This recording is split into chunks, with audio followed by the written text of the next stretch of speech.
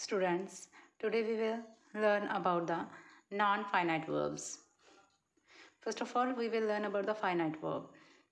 A verb that has a subject and shows tense, person and number is called a finite verb. Finite verbs क्या होते हैं? जिनका अपना खुद का एक सब्जेक्ट होता है and it shows the tense. Sentence में कौन सा टेंस यूज हो रहा है, प्रेजेंट, पास्ट और future. Person, the person in the sentence is a first person, second person or third person, and number, it's a singular or plural, is called the finite verb. Look at the examples. I live in New Baroda. Here I is a first person and it's also a singular. Live shows that the tense is in the sentence is in present tense. My sister lives in Mumbai. My sister. Here, my sister is a singular and the third person. Lives. It shows that the sentence is in the present tense. Finite verb will change as per the time. Time, as I have told you earlier, that tense means the sentence is in the present, past or perfect tense. Subject mean to say the person in the tense is first, second or third. First person I and we, second person you, and third person he, she, it, they, etc. And number, singular or plural of the subject. ये subject के बारे में, sentence में जो भी subject होता है उसके बारे में बताते हैं कि से कौन सा पर्सन है, सिंगुलर है, प्लूरल है, और जो सेंटेंस है वो कौन से टेंस में है. Look at the examples. I play cricket every day. Here play, we use the first verb in the simple present tense. So here the play is telling us that the sentence is in the present tense, and we have used I as a subject.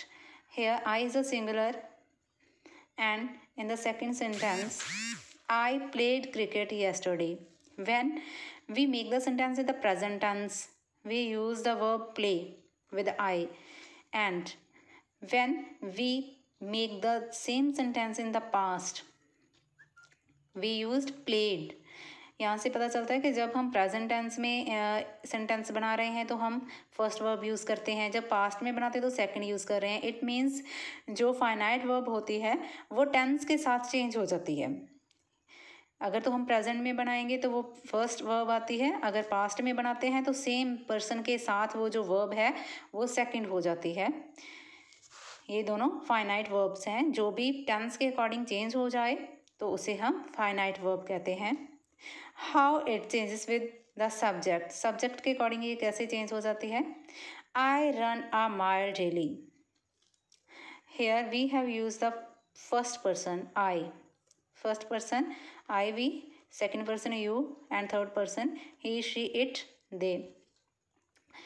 We have used I, the first person, in this sentence and has used the first verb. In the second sentence, we have used the third person, he. He is a third person. Here we have used the first person and here the third person. With the first person, we have used the first verb, only first verb.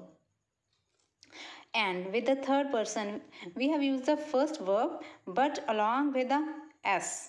यहाँ पे हमने only first verb use की है जब हमने first person लगाया, और जब हमने थर्ड पर्सन के साथ सेम सेंटेंस बनाया तो हम फर्स्ट वर्ब के साथ एस यूज़ कर रहे हैं. That's called the finite verbs which changes according to the subject, person और subject. Look how the finite verbs changes with the number. Look at the example. Apple is of red color. Here we have used is. This is a verb. It's a verb, is. Apple is a singular. With singular we have used is and. Apples are the red color. Here we have used the subject plural. यहाँ पे हमारे पास जो है plural हमने use किया, तो plural के साथ हम क्या यूज़ कर रहे हैं, वर्ब आर. यहाँ पे हमने सिंगुलर के साथ इज यूज़ किया है, प्लूरल के साथ आर यूज़ कर रहे हैं. Both are the finite verbs because they changes according to the number. Next the non finite verbs. A verb that has no subject, जिसका अपना कोई खुद का कोई सब्जेक्ट नहीं होता है, एंड डजंट शो पर्सन और number is called a non finite verb.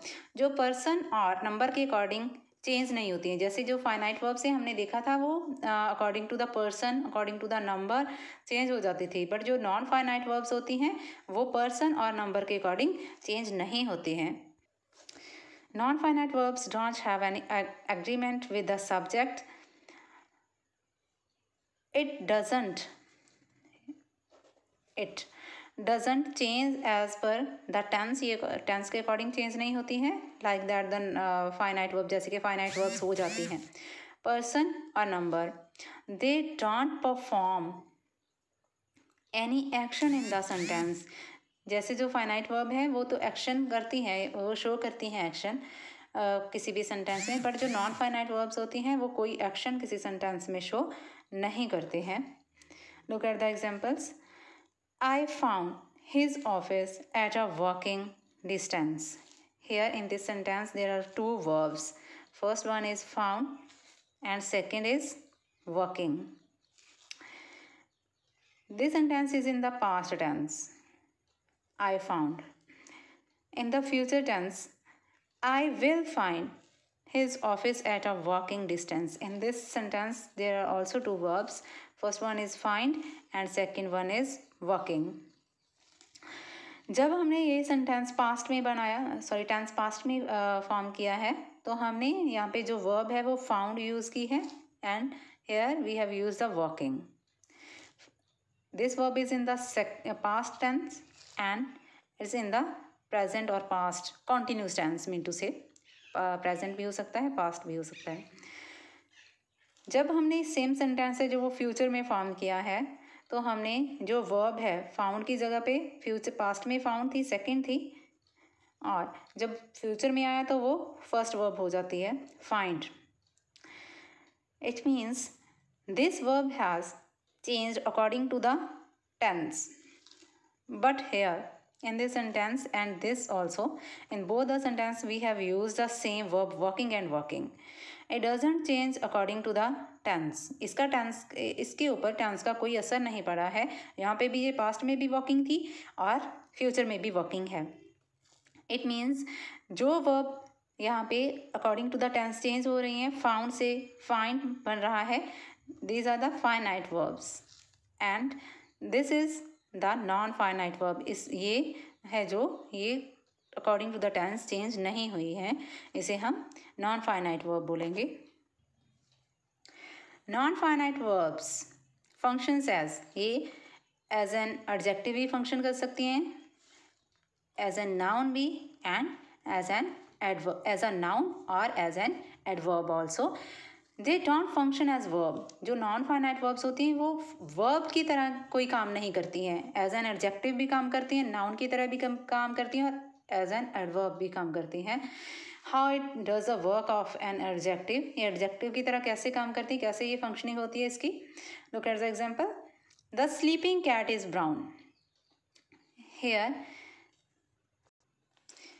Cat is a noun and the words sleeping is describing the cat. यहाँ पे जो कैट है वो नाउन है और जो वर्ड स्लीपिंग है वो नाउन को डिफाइन कर रहा है, कैट के बारे में बता रहा है, जो ये वर्ड स्लीपिंग हमने यूज़ किया है. Here sleeping is an adjective जो हमें नाउन कैट के बारे में बता रहा है. Here the noun non finite verb is working as an adjective. अगर हम इसी सेंटेंस को पास्ट में फॉर्म करते हैं, the sleeping cat was brown, यहाँ पे हम वाज कर लेते हैं, तो जो स्लीपिंग है ये एज एन एडजेक्टिव वही रहेगा, इसमें कोई चेंज नहीं आएगी. जैसे मैंने पहले बताया कि नॉन फाइनाइट वर्ब्स है जो वो सेम ही रहती हैं, उनमें कोई चेंज नहीं आता है अकॉर्डिंग टू द टेंस। अगर हम इसे पास्ट में बनाते हैं तो भी ये स्लीपिंग का स्लीपिंग ही रहेगा, यहाँ पे वाज आ जाएगा। अगर हम इसे according to the number change कर देते हैं, ये सिंगुलर है नाउन, यहाँ पे अगर हम यहाँ पे प्लूरल कर लेते हैं, कैट्स कर लेते हैं, द स्लीपिंग कैट्स, इसकी जगह पे आर आ जाएगा, ये जो है फाइनाइट वर्ब है वो चेंज हो जाएगी ब्राउन। बट जो यहाँ पे स्लीपिंग है, अगर हम इसे नंबर कैट्स भी चेंज कर लेते हैं कैट से, तो स्लीपिंग का स्लीपिंग ही रह जाएगा, इस पर कोई जो इफेक्ट है वो नहीं आता है। That's why it's called non finite verb. How it functions as a noun, running is a good habit. Here the word running is working as a noun, it's not functioning as a verb, here it's functioning as a noun।